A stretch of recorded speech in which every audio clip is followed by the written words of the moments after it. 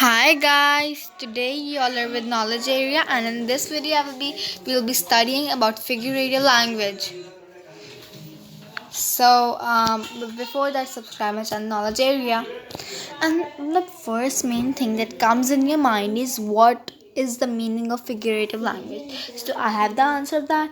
Figurative language refers to the use of words in a way that deviates from the conventional order and meaning in order to convey a complicated, meaningful, colorful writing, clarity, or evocative compassion.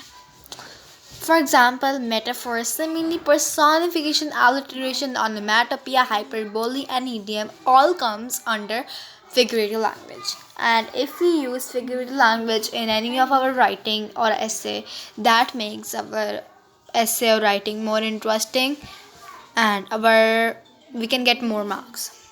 So now let's learn some types of figurative language and their meanings and their examples. Okay, now what is metaphor? A metaphor is a phrase, something as described as not in reality, and it's used to compare two things. A metaphor literally describes as something is not real. Basically, a metaphor has no sense.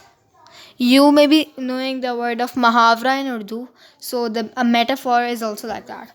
Now there are some metaphors below: sea of sand and you are my sunshine. Okay, so this is the definition and the example of metaphor. Now let's turn off simile. In simile, we compare two things using the word like or as. This is really important.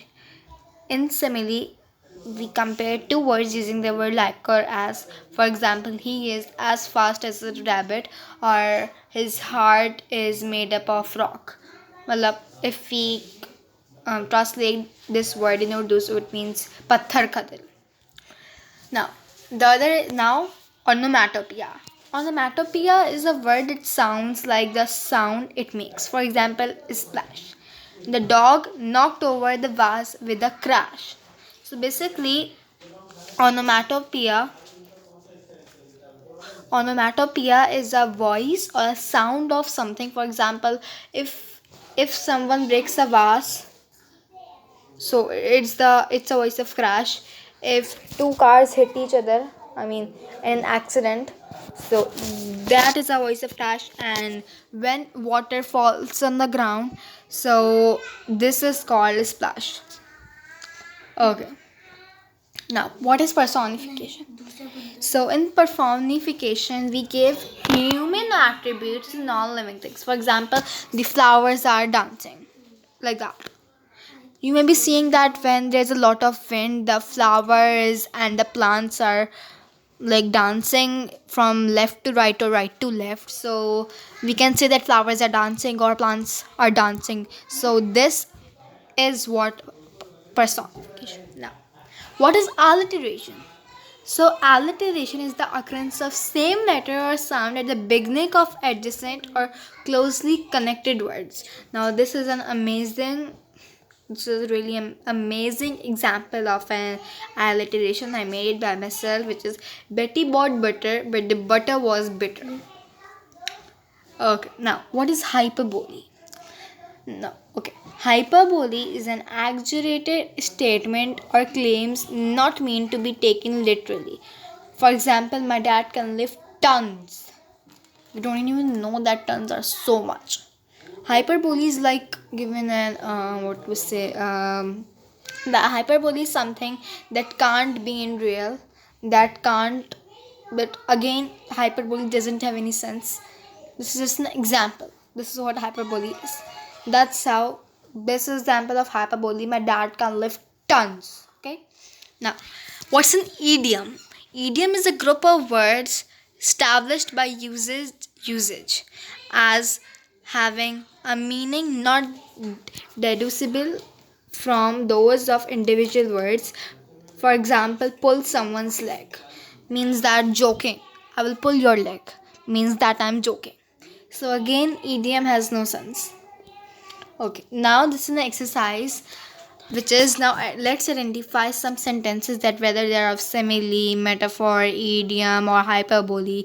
Okay, so the first one is Sarah's heart is made up of gold.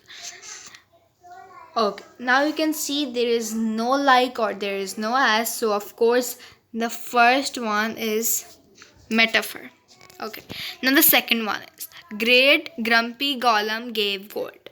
Now you can see over here an occurrence of same word is coming, which is G, and this is the meaning of alliteration, means occurrence of same letter. So the second one is alliteration. The third one, the wind howled at night. So the hold is a voice, is like a voice of a wind. So this is an onomatopoeia. Halt is an onomatopoeia. So this sentence is onomatopoeia. Then the fourth one, she is as sweet as a nut. Now as is coming. As I told you in simile, there would be a usage of as or like. So in here, the sentence is consist of as. So this is simile. Okay. Now in the fifth sentence is written, the butterflies were fluttering. Now fluttering is basically a voice of butterflies. So again, this is onomatopoeia. Now in the other sentence it's written, it was so cold I saw polar bears wearing hats and jackets.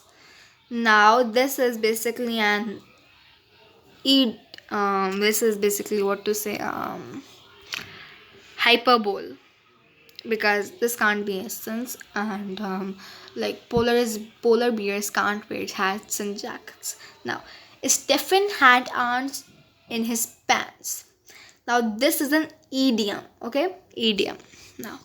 Now here you can see another exercise, which is now check out what two things are being compared. Now in simile you can see the definition of simile is like that, two things will be compared. Similarly in metaphor, two things are compared. Okay, now snow is a white blanket. Now the first sentence is snow and white blanket are compared. In the second sentence, it's written Ali is a shining star. So in the second sentence, it's a metaphor, and Ali is compared with the shining star. Means Ali is really brilliant and Ali is really intelligent. Now the third sentence is written, the falling snowflakes are dancers. Are dancers. So the falling snowflakes are compared with dancers, and it's basically a personification. Now it's written poor as dirt. Now this is a simile, and poor is compared with the dirt. Now other sentence is, the world is like a stage. Now the world is compared with stage, and this sentence is a metaphor. Now in the other sentence is written, she has a heart of gold. Now the heart is compared with gold, and this is a metaphor, and this means that she is kind, she can just do anything. Okay, so now I have to go. Bye bye, and don't forget to subscribe my channel Knowledge Area and hit the like button, share it with your friends. Have a good day. Bye. Stay home, stay safe.